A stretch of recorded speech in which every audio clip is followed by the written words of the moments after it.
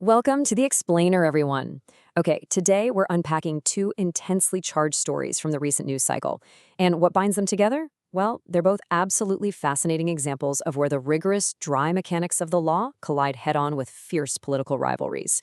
It's kind of like a giant puzzle of facts and legal arguments, but we're going to unravel the whole shebang together. Okay, let's dive right into this structure. We're looking at a tale of two controversies today. First up, the document release debate, followed by legal processes and redactions. After that, we'll pivot to the Comey Instagram indictment, and we'll wrap things up with interpreting the law.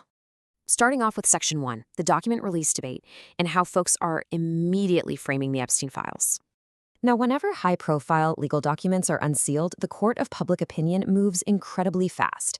And with the Epstein files, which, remember, are documents stemming from horrific systemic crimes and the trafficking and abuse of minors, the stakes are just extraordinarily high. To truly grasp the sheer scale of this story, we have to look at this number. According to the source, a staggering 200,000 documents are entering the public domain tonight. That is massive. And with an information dump of that magnitude, there's this immediate rush by political figures to control the narrative, before anyone has even had a chance to read the fine print. And that rush to frame the narrative is perfectly captured by a quote highlighted in our source material from Scott Jennings on CNN. He states, "This has always been a story about Bill Clinton and not Donald Trump. We should call it the Clinton files, not the Epstein files." Regardless of where you stand politically, the source commentary notes the argument being pushed here is that this massive release is essentially blowing up in the face of the Democrats. It's a really stark example of a legal document release instantly becoming a political weapon. Moving right along to Section 2, legal processes and redactions. Let's look at the actual mechanics of document releases. Because as you can imagine, dropping hundreds of thousands of files isn't just about hitting a publish button on a website. Our source notes that a genuine, good faith legal effort is actually being made to manage this release responsibly tonight.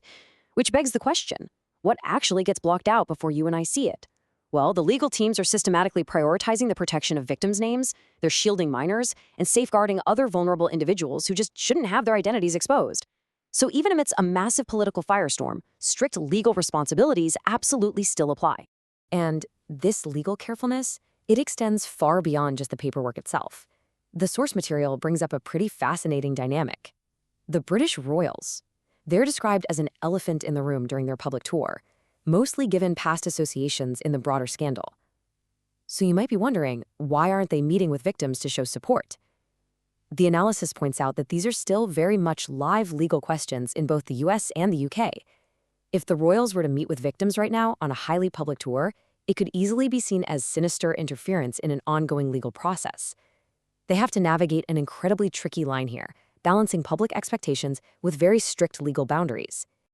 All right, let's move to and see how this builds in Section 3, the Comey Instagram indictment. We're investigating an alleged threat. We're shifting gears from massive document dumps to a single bizarre social media post. About a year ago, former FBI Director James Comey posted, and then later deleted, a picture of shells on a beach arranged to spell out the numbers 8647. Comey's defense? Well, he claims he just happened to be out on a walk, found the shells already laid out perfectly like that, thought it was kind of neat, and took a photo. But our source commentary points out a really glaring issue here. If it's just an innocent picture of seashells, why delete it? Commentators suggest that deleting the post makes the whole innocent walk explanation a pretty tough pill to swallow. But why are those specific numbers considered a threat in the first place? Let's break down the code as explained in the source. 86 is a widely known slang term. It's used by restaurateurs when they're killing an item off a menu or, getting rid of something. And the 47, that is a direct reference to the 47th president. Put those together, and prosecutors are arguing this spells out a deliberate, coded threat to eliminate the 47th president. Which leads us to our final part, Section 4, interpreting the law and the battle between threats versus protected speech. So how does the justice system actually evaluate a cryptic Instagram post? Where exactly is that line between a genuine threat and protected free speech? Our source analysis explains that the specific law Comey is charged under is actually super common. In fact, thousands of people are charged under it during every single administration simply because threats against the president are so frequent. And here's the critical legal threshold. Prosecutors do not have to prove the person actually intended to carry out the threat. Under case law, simply making the threat in and of itself is enough to face charges. This sets up a fierce courtroom battle, and it is absolutely not a slam dunk case either way. On one side, the prosecution is going to argue 8647 is a clear threat of harm, and they'll point to the context of Comey's long history of highly critical commentary against Donald Trump. But the defense has a really strong counter: protected free speech. They can argue that even if he did mean 86, it wasn't a threat of physical violence at all, but rather a political statement, maybe suggesting the president should be removed constitutionally, like via the 25th Amendment. But listen, we cannot look at this indictment in a vacuum. The source material provides some vital political context for why this is happening right now. The analysis suggests that Donald Trump has been highly frustrated that the Department of Justice and the FBI just haven't been aggressively going after his critics and adversaries. And this frustration has allegedly led to officials like Pam Bondi being sidelined. Seen through this lens, the indictment of Comey is less about the shells on the beach and more of a signaling mechanism. A message from the top saying, "What are we doing? We have to go after these guys." Which leaves us with a truly crucial question to ponder.